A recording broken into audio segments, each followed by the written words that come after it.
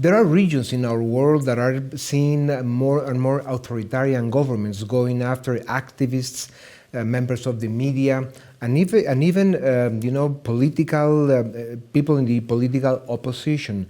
And to confront this and to fix these kind of situations that are deteriorating our democracies and our institutions, we need strong leadership. We need, intellectuals and brave statesmen and stateswomen that really know how to confront these kind of situations. For this, I have the privilege of presenting Nicole Bibbins Secada. She is the Executive Vice President at Freedom House and the Kelly and David File Fellow at the George W. Bush Institute in Dallas. She oversees the organization's strategy and program implementation. She served in the U.S. Department of State, focusing on democracy, human rights, and counterterrorism. She has significant experience in both the public and NGO sectors, including work and local governance and democratization in Ecuador. Nicole, welcome to the region, this region of Latin America, a very complicated region, and welcome to Razón de Estado. You have been doing a lot, for our part of the world. You are very active in Freedom House and the Bush Institute, but we still need much more. What else could these amazing organizations like Freedom House and the Bush Institute could do to help us, not only protect, but motivate our activists, people in the media that are exposing corruption, that are confronting drug trafficking and all the ugly things that we are seeing in Latin America? Well, thank you for having me. I think the first thing we can do is raise our voice. There's so much progress being made. Guatemala is a great and wonderful case of that. I'm very optimistic about what's going on here. But there are places where corruption is endemic. There are places where human rights activists are being thrown in jail every day. We have to raise our voice to just talk about what that problem is. We also have to mobilize the US government, regional governments, the EU, to really take serious their role in supporting local activists, democratically oriented politicians, and we need to support the activists and the reforming politicians. They deserve our support, whether that's financial support or rhetorical support, but we have a big responsibility to stand with those people who are courageously fighting for democracy. Examples, horrible cases that we're seeing is, the assassination of Navalny, because that's what it was in Russia. What the dictatorship in Caracas is doing against Maria Corina Machado, the presidential candidate.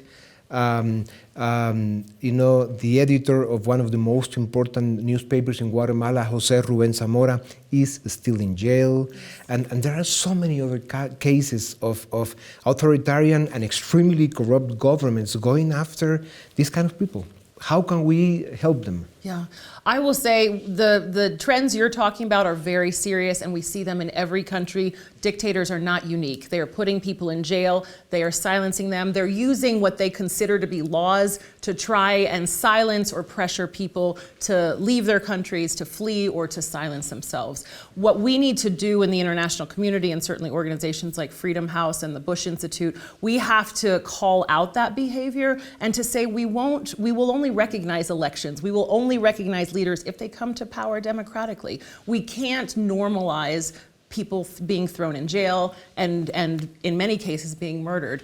Additionally, I would say right now we also have a phenomenon where dictators are going after their opponents outside of their countries. It's not just what they do at home. There's transnational repression in which they are going after, they are poisoning, threatening, online harassing, and sometimes killing people in other countries, including in democracies like the United States. Not recognizing these people, these groups, criminals and authoritarian, or even putting sanctions, it looks like they are not, functioning. They are not giving us the results that we want in order to improve democracies and rule of law. So what else could we do?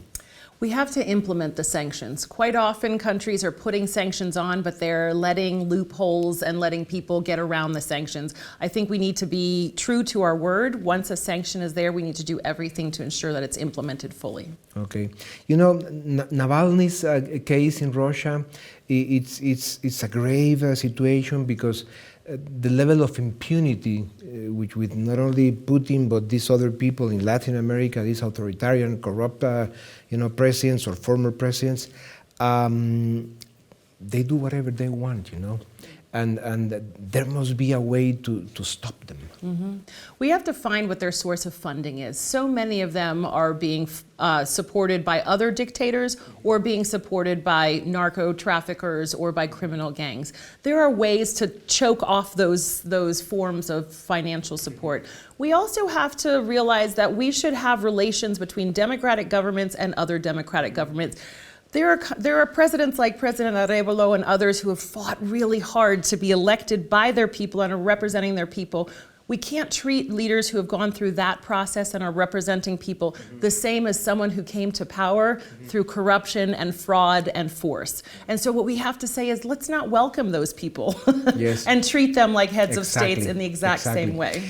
Nicole, in the seconds that we have left, the Bush Institute and Freedom House, you have been invested and very busy with all the issues around the world that are, important, grave, and you've done an amazing work where there is a level of disconnection with Latin America.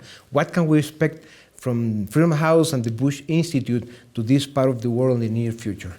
I think that we are realizing that we can no longer be as quiet as many places have been. Latin America has a great deal of success stories and a lot of challenges, and particularly organizations in the United States. These are our neighbors. We have to be supportive. We have to be looking at those great stories where there's democratic hope, and we have to recognize that we have to be investing in those countries that are really on the front edge of democracy and really trying to pressure those governments in Venezuela, Nicaragua, and other places where democracy is really, really under pressure. Okay. As far as we have, amazing women like you that are so compromised and taking charge and trying to help us, fixing this, we're in good shape. So Nicole, thank you very much.